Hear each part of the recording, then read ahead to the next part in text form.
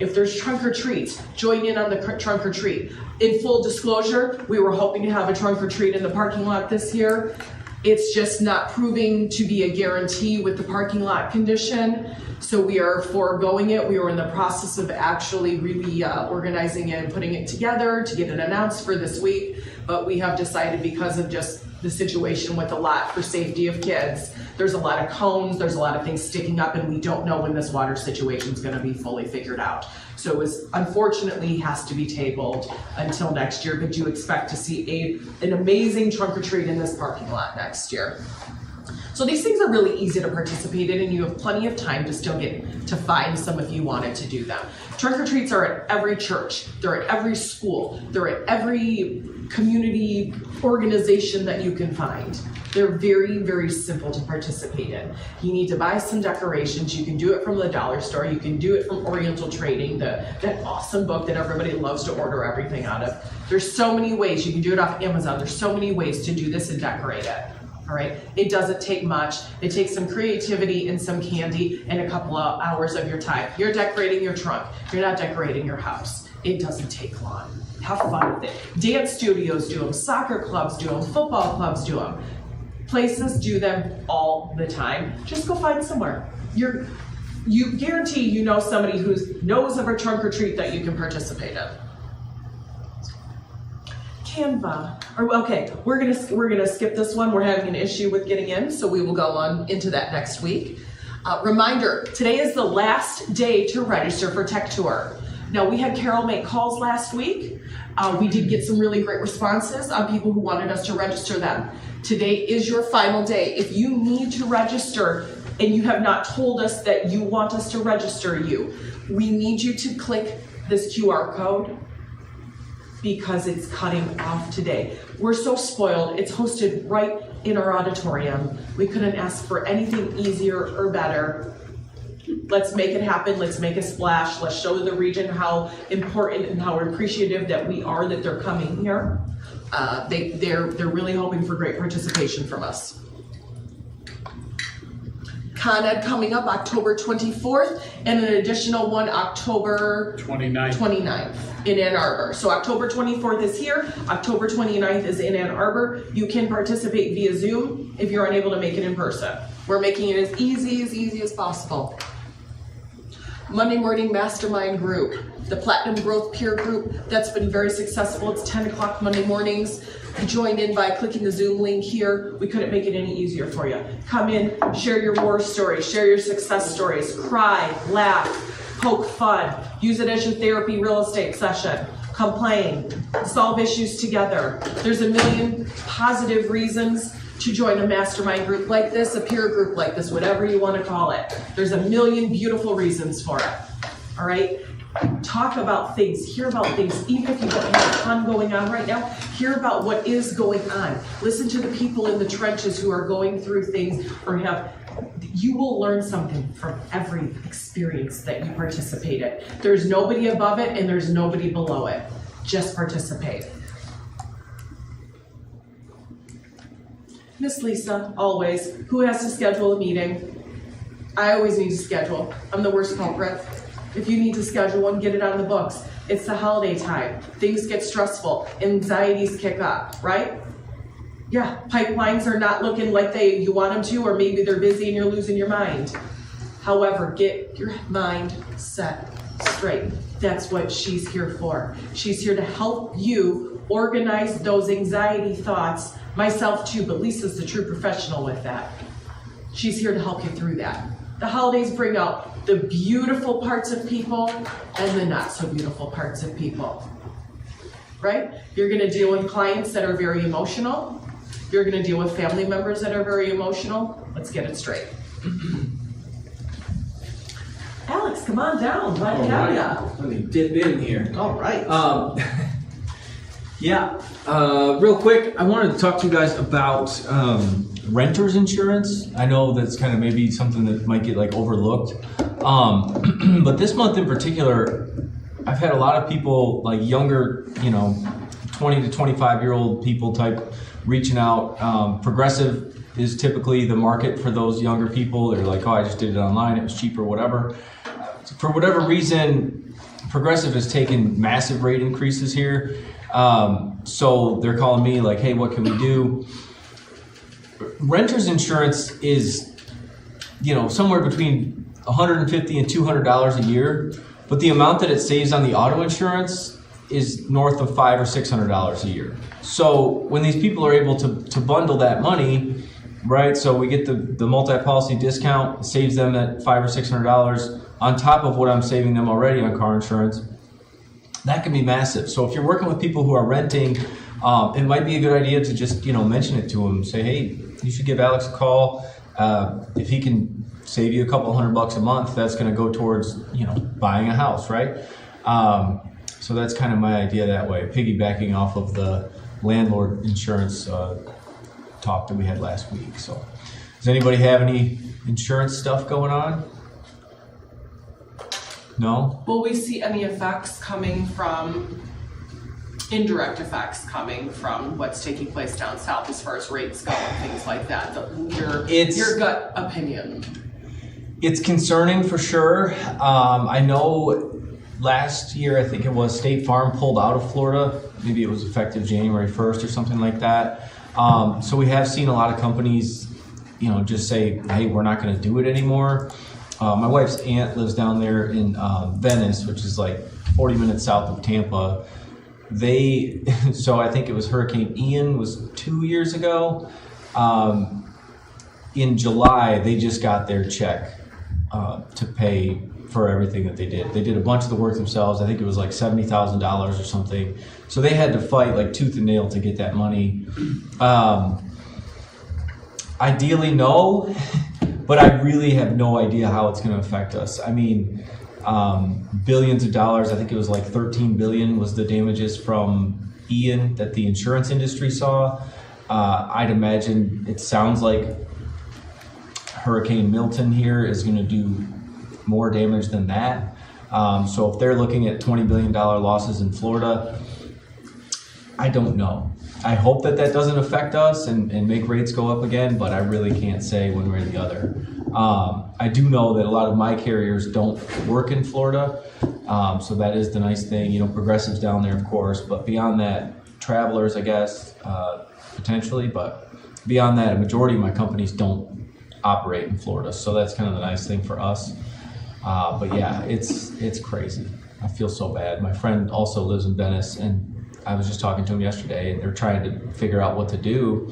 His wife wants to go north, but I mean, if you've seen any of the footage of 75 North, I mean, it's a standstill. Like, it's just, and there's no gas, so people are running out of gas on the highway, and they're just like, parking cones essentially. Like, they're just causing more backups. So it's chaos, and we're praying for them down there. But yeah, hopefully not.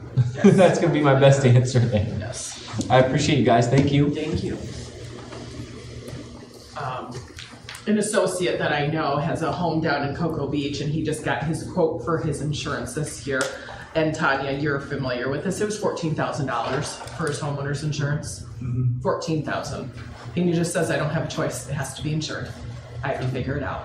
It went up over 50% in 1 year. So just food for thought. Just really pray for people down there right now. All right, I don't want to go negative on this, but this is reality. Miss Tanya, come on down. You have some fun, exciting stuff to go over.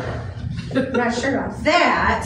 Hey. Oh yes, it's all exciting. Everything is exciting. Yeah, insurance is always a hot topic. I don't know why there are some companies that just take so long to get their stuff together, waiting 3 weeks for an insurance policy. I beg people, please, can you just call, someone I know and at least get a quote, and 9 times out of 10 they're better in rates, and certainly better in turnaround.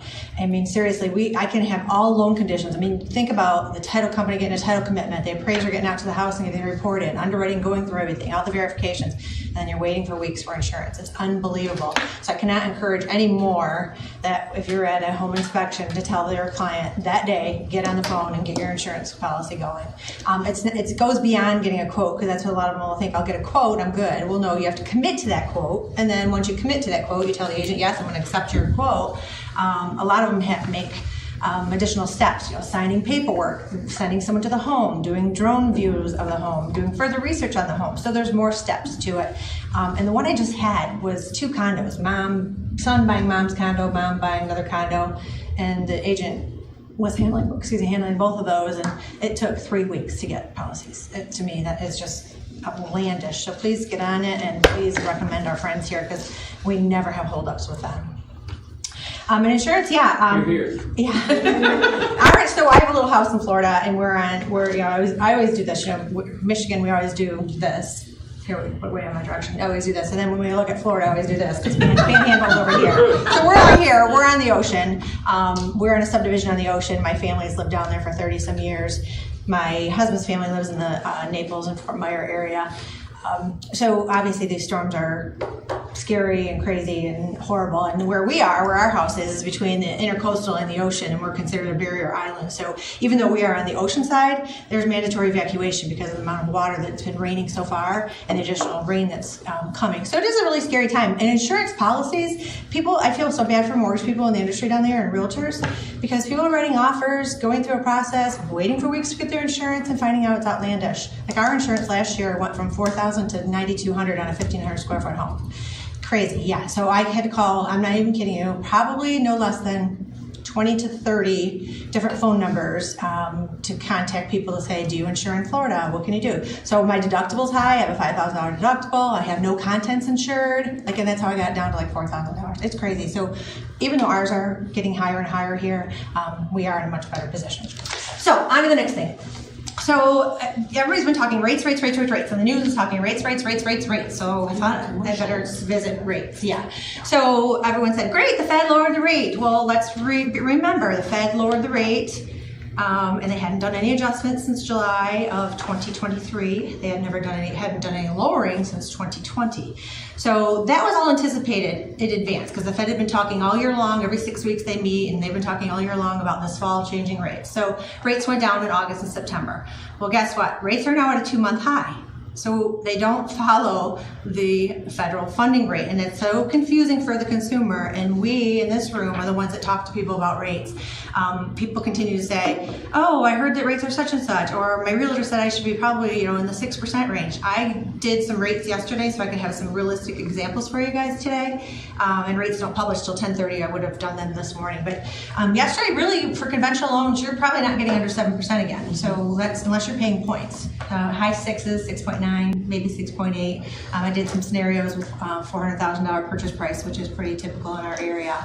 FHA, on the other hand, is like 5, a little over 5. So you're getting a lot better interest rates with those FHA programs. So please keep that in mind. I mentioned again how if you have a seller, please educate them to let them know how much easier it will be for a buyer who can come in with FHA, because rates are really at a 2-month high, which is kind of a bummer. We saw them dip. A lot of people were started doing refinances. I'm not what we call a churn and burn loan officer. I don't encourage people to refinance unless it is truly beneficial. We don't have a call center. We don't market out to the United States. We don't have people to do it for us. And my past clients I stay in connection with, and I'm not going to refinance somebody for $50 a month. So really, we're not in a refinance market, but the marketing and the news wants to make you believe that it is. So just keep in mind the reality is what we know to be fact, and not necessarily what we hear or what the consumer hears. So what lenders are doing, and Rocket's #1 at it, is they're saying, oh, we're going to get you 6%. Well, I've seen those quotes. I saw one Sunday night, and what was the rate? 6 and an 8. What were the points? 4 points to get to that rate. So it's not all about rates, so just keep that in mind. And I think that the consumers who are more educated to take a look at really rates and fees collectively and be educated with a conversation will further their obviously ability to structure their financing. What is an average point cost a buyer? A point is 1% of their loan amount. So how far that changes the rate is different on program, but on like FHA, you're going to get down probably 0.5% to 0.75% with 2 points. On conventional, you get down to 0.375%. Not much. Wow. Okay. What's the maximum for FHA? I don't know what it is right now. I can't even think off the top of my head. Can you think of 470 something? It's almost 5. Yeah, I think it's 470 something. 473. Yeah, I don't usually have anybody up there, so that's why I don't know off the top of my head, but yeah, it's high 4s. So, I mean, it gets you up there. I mean, it certainly gets a lot of our clientele up there. And it used to be really FHA, you know, for someone who's had bruised credit, and that's not necessarily the case anymore. It's just somebody with a lower down payment. Your PMI is lower. So what I run into, you know, we have a lot of programs, we being our industry, has a lot of programs for low down payment, but the low down payments typically have higher interest rates. So if you're doing a 3% down, you're going to be much better off with FHA, 3.5% down, because of the rate difference. Your PMI and your interest rate are much higher on conventional. And I'm talking about a couple $100s a month when you're talking about a $400,000 purchase. So just have an open mind with your self and coaching your clients, your sellers, your buyers. And I tell my buyers, who to me are like on the cusp, maybe making a decision between the two programs. I said, I can do a pre-approval for you with conventional. I can do a pre-approval for you for FHA. I can do both of them. I can do one, and we can switch down the road when you find the house. We are not. Mom, you know, is this very small entity. So we're not get online and get a pre-approval letter issued without having any conversation or knowledge or education. And that prevents people from maybe getting into their best program. A woman I talked to on Sunday night, I laugh because I talked to her last night, and I'll tell you about this in a second. So I talked to her Sunday night, and she had a pre-approval from Rocket, and her agent wasn't going to accept a Rocket offer. So her agent's a RE/MAX agent and highly recommended that she speak with me. So we spoke, and yeah, she did an online application that regurgitated a pre-approval letter for her. She didn't submit her financials. I mean, so it's garbage in, garbage out. You know, I mean, how many keystroke errors have you made in your life? That's what people can do when they do these online applications, when there's not a human looking back at it. And in her case, she makes great money, but there's a lot of money that comes from bonus. So that's not always included. And if your bonus was lower in 23 than it was in 22, then we have to use the lower of the two. We can't just assume you're going to go back up and make more money. Mortgages don't make assumptions about what you can make. It's about what you have made.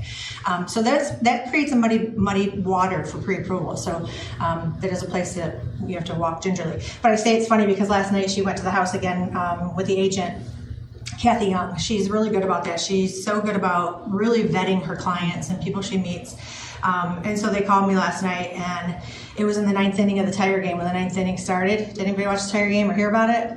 Oh, yeah. So the phone rings, I go run in the study, I shut the door because the TV's on in the other room. I had my laptop on my lap actually watching the game, and so I go running in the study just where it's quiet, shut the door, and all of a sudden I hear all this yelling going on. I'm like, oh my gosh, I'm trying to cover the phone. I'm like, do I go out the front door? Is it quieter out there or whatever? And so Kathy says, what are you yelling about? I go, what's my husband? I'm sorry, something must be happening with the Tiger game. So then I hear them in the background saying, what's going on? It was so cute. So then they FaceTimed me back to show me that she was wearing a Detroit Tiger shirt. And she was very happy to get the update. But boy, was that exciting for our Detroit Tigers. Yeah. Anyways, that's all I have for today. Anybody have anything for me? I love that our clients are human like we are. And I think that's one thing that I think came out of COVID. I was like freaking out that she could hear my husband screaming in the other room. But people are just so much more understanding. They're so much more, I don't know. I just find people to be more lovely. I really do. I think people are more gracious. Anyway.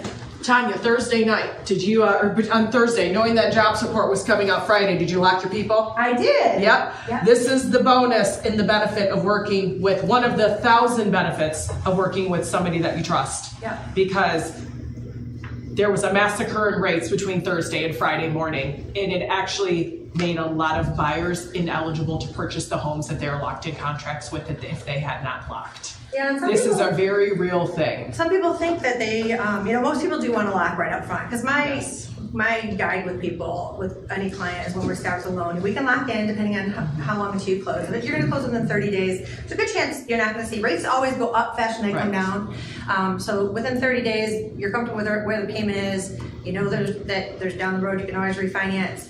You probably could lock in unless there's some news that we think that might change things. But typically, the news is negative. It brings the rates up. So I did have somebody who wanted to float, and every day, these are the rates, and then I told them, I always give them like the snapshot for the week, which we knew job report was coming out Friday. And I said, we're probably going to see some volatility. He wasn't very happy about it. No. Yeah, but that's what you got to do. No, and you, as professional realtors, stay in your lane. They need to speak to their loan officer about this. However, with saying that, really, really encourage your buyers to work with somebody that you trust, like Tanya. It makes the world of a difference. I'm not kidding when I tell you there are a lot of people that had a really bad Friday last Friday.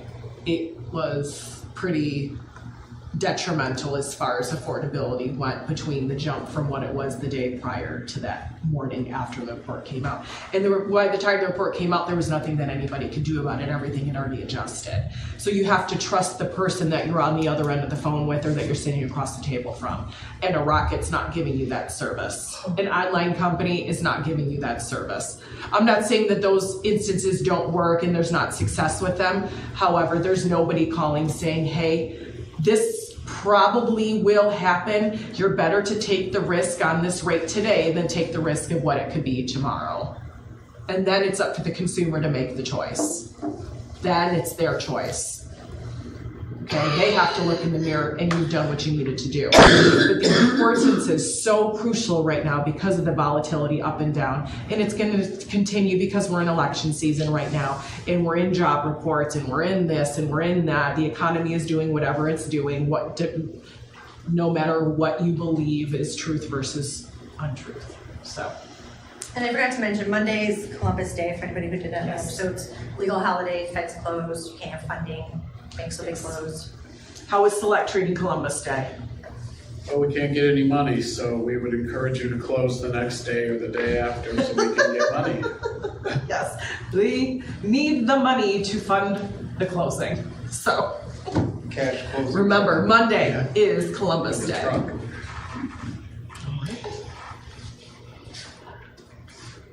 If you need to check for your fair housing, please log into your CE Marketplace and make sure you see it there. Most should have taken it by now. If not, we are offering October 24th. It's a Thursday, 2 to 3. You can do it over Zoom. There's no reason to not be able to do it. You can sit in your car and participate. You can sit at your computer and participate. You can sit in person and participate. You can walk your dog and participate. It couldn't be any easier. Just participate. Mr. Bill, you have some interesting tidbit for us today. You know, I'm going to add to the hit parade. Yeah. So we always think about fraud happening somewhere else, right? We always think it's in California or Florida, or, you know, we have all these stories about fraudulent conveyances. Well, here's one. Look where it got recorded. Up there in the corner, Livingston County Register of Deeds, our own Brighton, Michigan, 8707 Spring Valley Lane in Brighton. This deed is fraudulent. We are not allowed to rely on it in our title chain of business because the notarization from the seller was done in Texas, and the notary, this guy, does not exist in the state of Texas as a notary. Jose Rodriguez. And Jose Rodriguez does not exist. So this whole signature stuff was a fraudulent conveyance. So this deed is no good, and they have to unwind the transaction and go back to the start because that's the seller. And it looks like, I mean, you know, it's easy, I guess, to get suckered in when it's, you know, the United States District of Texas, U.S. Attorney. That looks impressive. That one, no. The Wounded Warrior Land Trust, LLC. That looks like, oh my God, we got to help those veterans, you know. So everything about this deed looked like it was doing a good thing. It's fraud. And Livingston County recorded it? Yeah, it's in Brighton. Yeah, we discovered it. We, being First American, discovered it after it got recorded.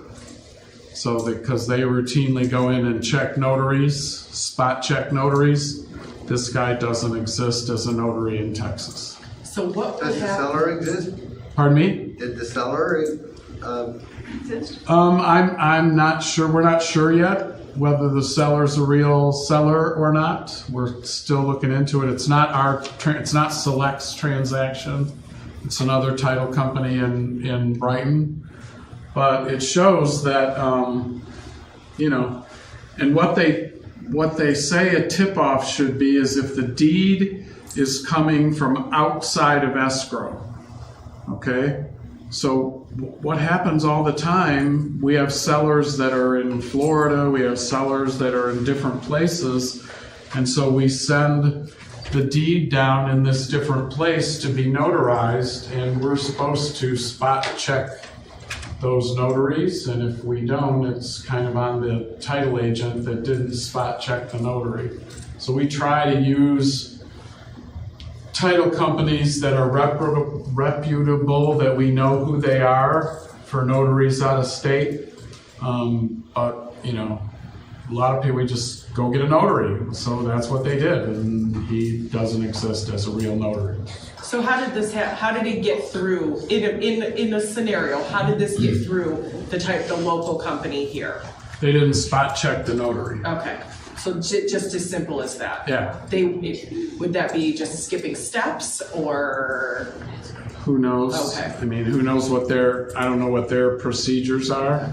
Now their procedure is going to be when it comes from outside of escrow, and that means when it comes from a different state, it's not part of the transaction, like we can't see the buyer or seller, that's outside of escrow. So, you know, we're now required that we have to spot check these notaries, which takes a little additional time. So who got screwed on this deal? The seller? We're not sure yet. Probably the buyer, because they bought something that they didn't get a deed for.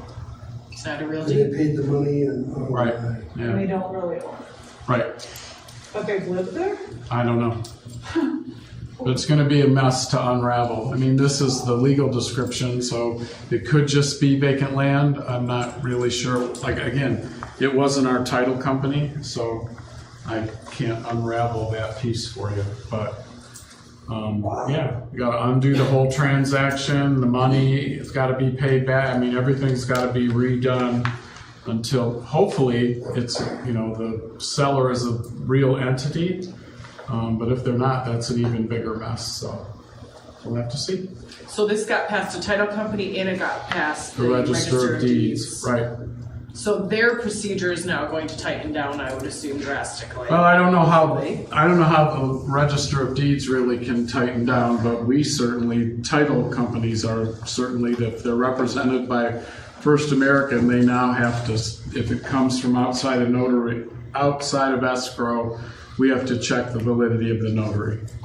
So, and it happened right here. Somebody's having a bad day. Yeah, Yes. well, and, you know, like I said, when I started, we talk about this being outside of our area, right? This is not a Michigan problem, it's a Florida problem, Texas problem, California, well, it's a Michigan problem, it's everywhere. It's local. Yeah. And This is Brighton Township. Brighton, yeah, right Yeah, here. it's Brighton Township. 8707 Spring Valley Lane, Brighton, Michigan. It's right here. So that's, you know, that's a little close to home. So we just have to be vigilant and, It's not vacant land. no, question your seller and do all that kind of good stuff before you get a deed from, you know, and we're cavalier about it, right? Because we close out of state, you know, yeah, we can do that, you know, we'll send the notary, right? So. How much money was exchanged? I don't know that either. Spring Valley, I believe, pulls in some fairly solid. Yeah. It's I mean, a dollar is wasted, and it doesn't matter if it's a dollar or a million. Right, It's pending online right now at almost 500. For 500. Thank you 500,000, for pulling it out. yeah, Yeah, a little scary, isn't it? yep. Wow. Yep. Right Someone's here, having some bad in days. our own backyard, There's some so, bad days happening. Right? yeah, anyway. Oh, So moving on, this is also in our backyard. Wayne County got hacked. A ransomware attack on Wayne County, which has shut down the Register of Deeds office.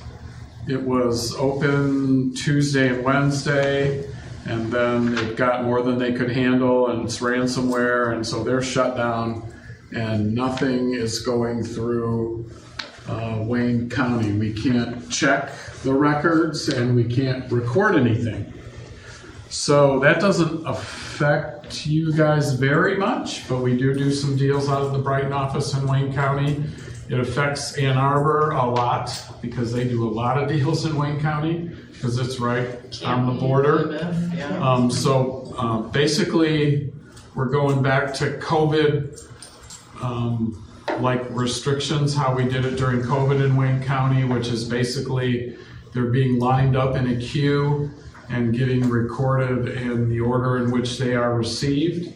So There's title delays. companies are, a little bit in a panic. I mean, it worked out okay during COVID because, believe it or not, everything did get recorded in the order in which it was received. And but it took, after COVID restrictions got lifted, it was a good 6 months before Wayne County caught up with the rest of the world because, everything's just getting put in a queue. So, I don't know what the mortgage industry is doing about this yet, or if it's even on their plate, but we I haven't just, heard anything but from you guys. yeah, we just found out yesterday afternoon, so. I know they are halting, some are halting, some Wayne County, Right. because of this. They're more concerned, obviously, of HELOCs that are open, them stripping the funds out. Yep. So there's reasons why the checks and balances system is not available. So it's a big deal. There could be all the equity stripped out and then it gets, And because it's, who knows, being as though it's Wayne County, no offense, but they're not the most fiscally conservative county in the state of Michigan, and they're probably already in a deficit mode, and, this on top of that is going to cause them to be really strict financially, which means, trickles down to the Register of Deeds office is already probably the slowest in the state of Michigan, and it's just going to get even worse. So just if know you- any, I'm sorry. if you have a transaction in Wayne County, before you schedule the closing, please check with us to see if there's any effect on your particular deal from the lender or whatever. So we're checking all of ours right now. It's an uncontrollable situation. Yeah, I mean, There's nothing anybody can nothing do we about can it. do. All we can do is record stuff. I mean, it sounds terrible for a title company to say record and hope, but that's kind of what we did during COVID, and I think we'll probably end up doing that again because Affidavits get signed. yeah, well, and there's an electronic system that we use that keeps track of when it goes in, so it's pretty easy to create a queue. So first in, first out kind of a thing. And hopefully the county will just go grab them in the order that we put them in the electronic system, but we'll see. So if you have a Wayne County deal, check with us before you schedule it. Talk with your partners that you're working with. Lenders especially. Yeah, it It will cause some hurdles and some delays if there's anything transpiring in that county. So you have to educate people to be patient. This is something that unfortunately nobody can do anything about or control. So Nicole, may I just mention Yes. something about fraud? So in the mortgage industry, long term, it's always been known that the biggest piece of fraud is occupancy fraud, where people will say they're going to live in a home and they don't, so they can get the rates for primary residence. That has changed over the last year and a half. Since the beginning of 2023, it's now identity theft fraud. So Wow. I would encourage people when you meet people or writing purchase agreements that you actually look at their license. You know what I mean? See how they sign their name. That's helpful. I just think there's ways for us to doing a little bit more to help prevent it, because obviously, like Bill said, unraveling something afterwards is a nightmare. So prepare and prevent rather than repair and repent. And it literally could take a year and a half or 2 years to unravel that Spring Hill mess, so. especially depending on what they do to the systems. what you- Because that's What you scarier. find after you peel the onion back, it could be a long time before it gets unraveled, so. It's crooked as. Yes, We do know it couldn't now. have happened to a worse, I hate to say it, to a worse entity, a harder entity to try to turn around. So, just the concentration of sales and everything else, the amount of fraud that already takes place, the amount that they already are struggling with this is a big one that thankfully we're on the outer skirts of this one. However, we have a lot of people that work in those areas. Canton, Plymouth, Livonia, all this is Wayne County. All of these are Wayne County. Dearborn, your Westland, all of it. Redford, Detroit, all of it is Wayne County. Ypsilanti. Yeah. which is right adjacent to our Ann Arbor office, so. This is gonna have quite a domino Yeah. effect. It's gonna take a while for it to get fixed, and then, because if they say, no, we're not paying the ransom because we don't have it, then we could, who knows what'll happen. The same people on that Spring Hill, Yeah. that's who's doing that. Yeah, Could no be. kidding. I don't know. Anyway, So Tanya, you just mentioned, this is a quick tidbit, side note, you just mentioned about fraudulently filing homestead exemptions. Oh, Does anybody know what happens if you get caught doing that? I can tell you. So, not me personally, no. This is a very real story. An individual purchased a home, acted very normal the entire time, they were gonna be living in the home. Come to find out, they were not living in the home and they had a tenant put in the home. The person that they did their loan through, they called because they wanted to reach out because they completely represented previously that they were going to be living there, and this buyer slipped and said, oh, I have a tenant in there, I never intended to live there. Well, a loan officer has a duty to report that, okay? To make matters worse, the buyer was a loan officer themselves. That home was immediately foreclosed upon. They did a due on sale, or they did an immediate due, they wanted their money, the mortgage company found out, they accelerated it, they foreclosed on this. It happened in a matter of, he was notified and it was basically done.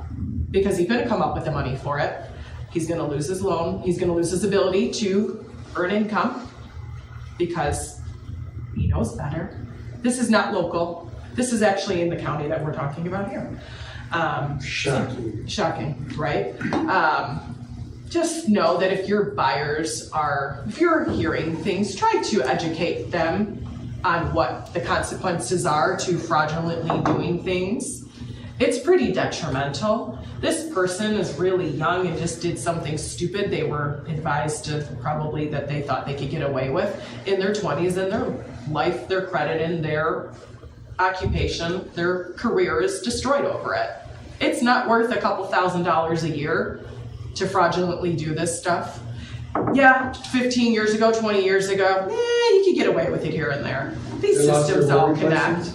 Pardon? They lose their mortgage license? They are in the process of losing it, yeah. And there may But be- as they should, there may be criminal consequences on top of it as well. Correct. Done over Correct. a couple grand. over a couple grand a year, okay? it's a tax write-off. It's- Most of them. I mean, yes. there's always. Yes. But you hear your clients speaking, you understand what's taking place. If you hear things that are sideways, please educate them on the consequences to these things. You don't want to be part of this stuff at all. It's really ugly. But it's amazing how many people just think because they've been told that they can do it and get away with it. Yes. Yes. And And 20 years ago, you could to some extent, not anymore. It's different. We're much more, everything's online. Everything's connected. They have drones looking in your windows. Like, your local municipalities know if you finished your bonus room. Okay? I know this by fact myself. What was that? Don't shoot at the drones. No, don't shoot at the drones. That's Same big, exact big. thing as shooting at an airplane. Yes, it is. Yes, it is. Big fines. That's criminal offense. Yes. All right. Just a real quick rundown. We'll touch actually, based on time, we're going to go into this next week. It's 10:06. All right, let's go right into the numbers. 66 new listings this week. 55 new last week in the county. So there's a 10 increase there. All right, so 10 more on the market. Now with saying that, 60 went pending versus 40 the previous week. So we outpaced that. That's good. That's very good. We had a lot more buyers running around last week, getting offers accepted on homes. This is an interesting one, 3 price increases. It's always fascinating when I see that. But 46 price improvements.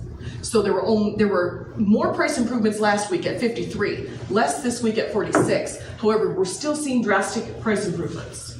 Well, they're all in the 40s except for last week with 55. Yes. But yeah, it's Yes. because buyers aren't listening, or sellers aren't Yes, listening. it's very, very crucially important right now to when you're consulting with your sellers of what their list price realistically needs to be. And there is no such thing as listing it too low, because what happens if you list it low? You get a bidding war, and is that a problem? No, that's a great problem, because then comes your guarantees, your inspection reductions with what they're looking for. This yields a fury, which is what sellers want to see, right? They want to see the multiple offers. Overpricing is detrimental. Underpricing, you're going to get it out of it, I promise you. There is no such thing right now of giving it away. It will come back. Are we seeing multiple offers right now? There is, though. There's more than you think. There's more than you think. As long as it's priced appropriately, we're seeing it. You know, we're seeing a little bit of everything right now, but we are still seeing multiple offers. We truly, truly are. And we're seeing a lot more livable, affordable properties coming on the market, which is a great thing for these buyers hovering in the $200,000 to $400,000, $450,000, who are struggling to find something. Those buyers, there's a lot more inventory coming on. There is a ton more coming on. A lot of investors are moving their inventory as their tenants are moving out. They're redoing the homes and they're moving the inventory. They're taking advantage of the current higher price listings because they are able to yield a little bit more than maybe they're anticipating possibly. This is a sweet spot because of the demand being so high and the inventory being so low. These are all positive factors to get your buyers off the ledge, okay? Rates are still affordable. They are. Who has a new listing? Oh my goodness. We just put 66 on, 64 on. Okay, who has some buyers that need something? You don't all have pending buyers right now. What are they looking for?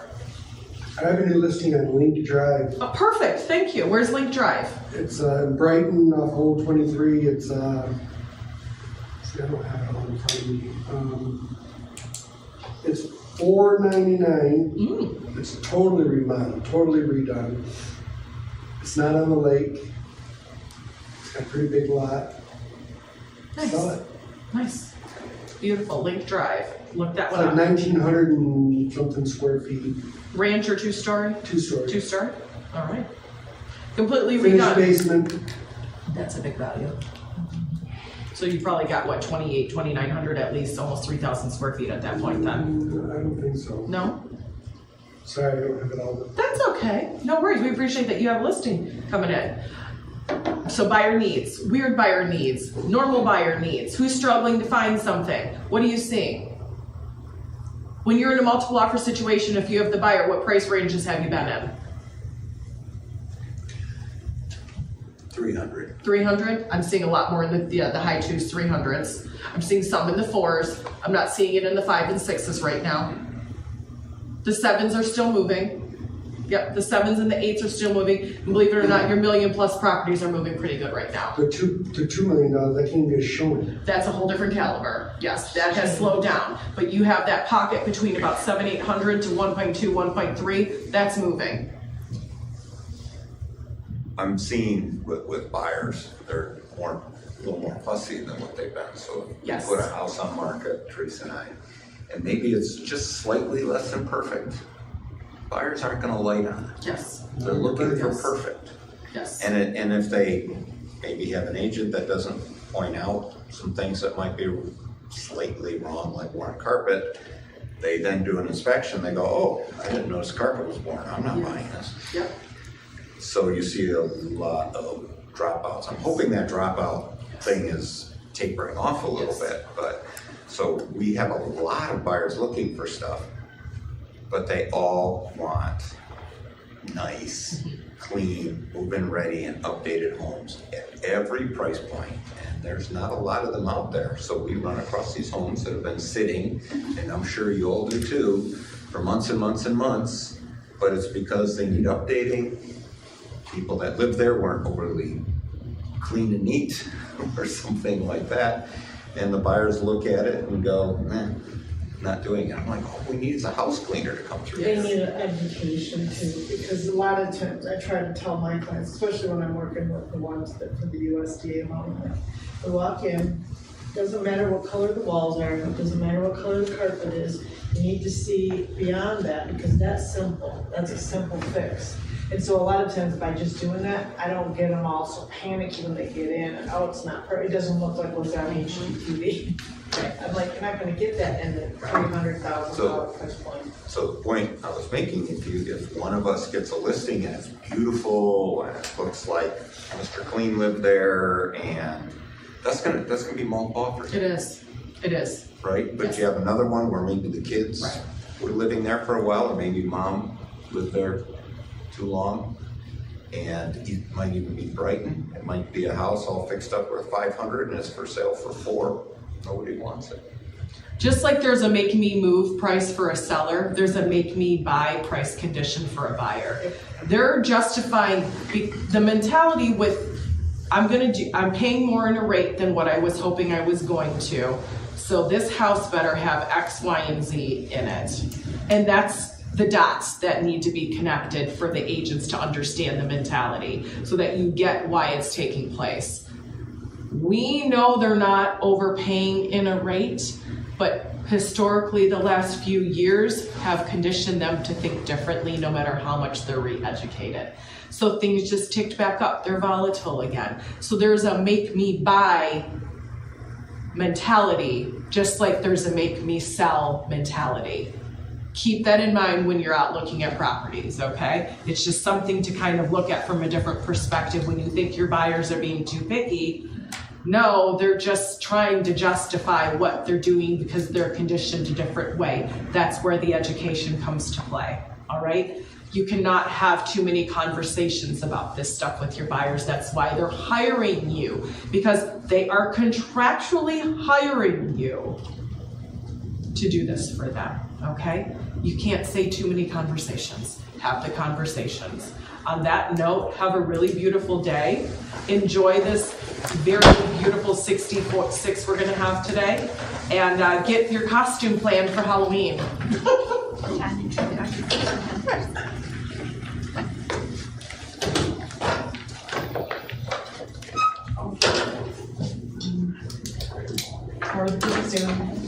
Cars are good and they haven't escaped the pen, because that's my biggest fear. I don't want to chase 3 piglets around the property.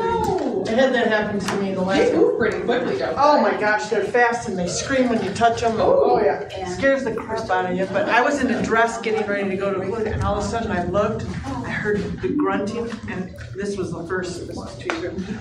They were under my daughter's car, they had dug out. Oh yeah, I chased the big board. I chased them because if they see through something, they'll they don't understand, so they put something out. So I literally chased them back into the fence. I said to Jay, walk that fence, I'm not chasing 3. I don't want to chase 3. So that's too funny. You need dogs to corral then. I know. You need to get some herders. Oh, we got the dogs, they'll do it a little bit. I'm coming after the second, basically 10 off. I think only 2 of them got accepted, that we had to get mutual answers. And I thought,